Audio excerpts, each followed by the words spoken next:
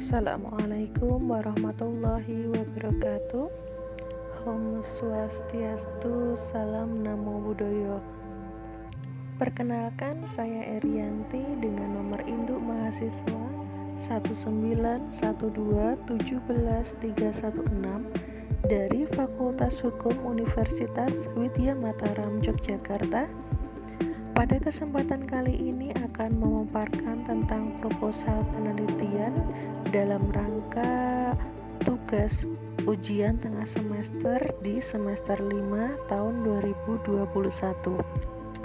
Pada kali ini saya akan mempresentasikan mengenai proposal penelitian dengan judul Peranan Lembaga Bantuan Hukum dalam memberikan bantuan hukum terhadap perempuan sebagai korban kekerasan seksual, dan diampu oleh dosen Bapak Roni Sulistianto Luhukai, SHM Hum. Penulis pada kali ini mengambil latar belakang masalah, yaitu dikarenakan yang pertama, dewasa ini isu terhadap hak asasi manusia yang disingkat HAM merupakan isu yang paling sering disoroti oleh seluruh bangsa di dunia. Isu yang sering diperbincangkan diantaranya adalah isu terhadap kekerasan terhadap perempuan.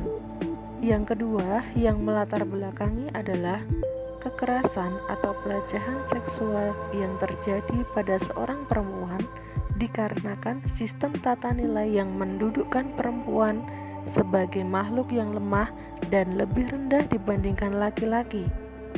Perempuan masih ditempatkan dalam posisi subordinasi dan marginalisasi yang harus dikuasai, dieksploitasi, dan diperbudak laki-laki, juga karena perempuan masih dipandang sebagai second class citizens.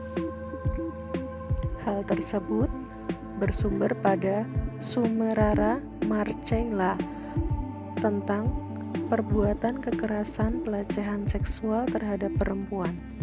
Latar belakang masalah yang ketiga yaitu Connection on the Elimination of All Form of Discrimination Against Women, atau selanjutnya disebut dengan CEDAW, yaitu konvensi mengenai segala bentuk penghapusan diskriminasi terhadap perempuan yang disetujui Majelis Umum PBB pada tanggal 18 Desember 1979 yang diratifikasi oleh Indonesia menjadi Undang-Undang Nomor 7 Tahun 1984 tentang pengesahan konvensi penghapusan segala bentuk diskriminasi terhadap perempuan. Latar belakang yang keempat yaitu lahirnya Lembaga Bantuan Hukum Asosiasi Perempuan Indonesia untuk Keadilan, atau selanjutnya disingkat menjadi LBH APIK, adalah sebagai salah satu bukti kesadaran perempuan mempertahankan haknya. Latar belakang yang kelima yaitu implementasi dari Undang-Undang Nomor 16 Tahun 2011. Maka setiap lembaga bantuan hukum yang ada di Indonesia berhak untuk membantu memperjuangkan hak-hak korban. Judul proposal yang diambil oleh penulis yaitu Peranan Lembaga Bantuan Hukum dalam memberikan bantuan hukum terhadap perempuan sebagai korban kekerasan seksual. B. Rumusan masalah, yaitu yang pertama, bagaimanakah peran LBH APIK dalam memberikan bantuan hukum terhadap perempuan korban tindak pidana kekerasan seksual? Yang kedua, apakah kendala yang dihadapi LBH APIK dalam memberikan bantuan hukum terhadap perempuan sebagai korban tindak pidana kekerasan seksual? C. Tujuan penelitian. Penulis pada kali ini memiliki tujuan yaitu 1. Untuk mengetahui bagaimanakah peran LBH APIK dalam memberikan bantuan hukum terhadap perempuan sebagai korban tindak pidana kekerasan seksual. Yang kedua, untuk mengetahui apakah kendala yang dihadapi LBH APIK dalam memberikan bantuan hukum terhadap perempuan sebagai korban tindak pidana kekerasan kekerasan seksual. D. Manfaat penulisan. Manfaat penulisan proposal yaitu 1. Kegunaan teoritis. Secara teoritis, kegunaan penulisan ini untuk diharapkan dapat memberikan sumbangan pengetahuan, memberikan tambahan wacana, serta dapat menjadi referensi dalam mengembangkan ilmu pengetahuan secara umum dan hukum pada khususnya. Yang kedua, kegunaan praktis. Kegunaan praktis dalam penulisan ini yaitu 1. Mengembangkan penalaran, menumbuhkan analisis kritis, membentuk pola pikir dinamis, serta sekaligus mengetahui sejauh mana kemampuan penulis dalam menerapkan ilmu hukum. Yang kedua, memberikan gambaran tentang peran, fungsi lembaga bantuan hukum APIK dalam memberikan bantuan hukum terhadap perempuan. Tinjauan pustaka. Bantuan hukum yang tertuang dalam Undang-Undang Nomor 8 Tahun 1981 tentang Kitab Undang-Undang Hukum Acara Pidana atau KUHP yang menyinggung tentang bantuan hukum, kemudian Undang-Undang Nomor 18 Tahun 2003 tentang advokat yang tertuang dalam pasal 1 angka 9 yang berbunyi, bantuan hukum adalah jasa hukum yang diberikan oleh advokat secara cuma-cuma kepada klien yang tidak mampu.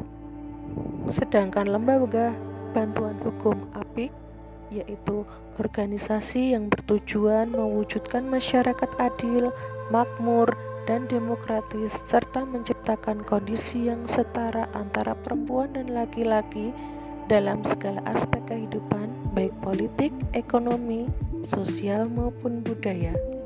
Tugas dan fungsi LBH APIK. Dari paparan tersebut, LBH APIK memiliki fungsi serta tugas 1. Memberikan pembelaan hukum terhadap perempuan di dalam dan luar pengadilan. 2. Melakukan penelitian dan pengkajian atas masalah hukum yang timbul. 3. Menyelenggarakan pembelajaran guna mendorong terjadinya perubahan sikap. 4. Menciptakan sistem hukum dan kebijakan yang adil dan perspektif gender. G. Hak-hak perempuan sebagai korban tindak pidana dalam berbagai undang-undang yang mengaturnya.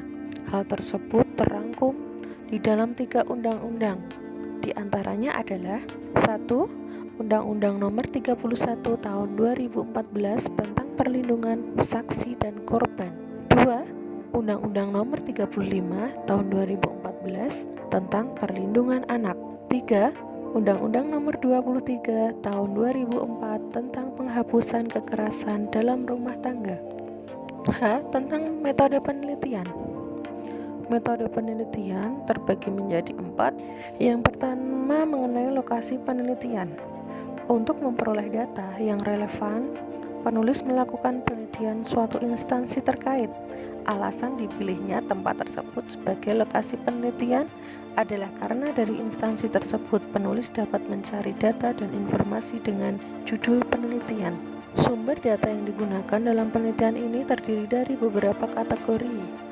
Data primer yaitu data yang diperoleh langsung dari narasumber di lokasi penelitian yang berkaitan dengan judul penelitian. 2. Data sekunder yaitu data yang diperoleh melalui studi kepustakaan, yaitu menelaah literatur, artikel, liputan, makalah, serta perundang-undangan yang ada kaitannya dengan judul.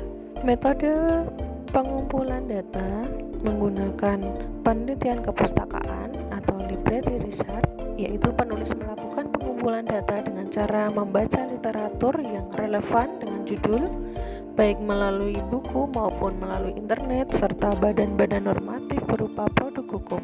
Penelitian di lapangan atau field research meliputi observasi, wawancara, dan yang terakhir mengenai teknis analisis data. Data penelitian diolah dan dianalisis secara kualitatif, yaitu menganalisa data berdasarkan kualitasnya, lalu dideskripsikan dengan menggunakan kata-kata sehingga diperoleh bahasa atau paparan dalam bentuk kalimat yang sistematis dan dapat dimengerti. Kemudian penulis dapat menarik kesimpulan dari proposal yang telah diambil. Demikian paparan proposal penelitian dari saya. Kurang lebihnya kami mohon maaf. Kami sangat mengharapkan banyak masukan dari para pembaca. Semoga bermanfaat. Billahi taufiq wal hidayah. Wassalamualaikum warahmatullahi wabarakatuh.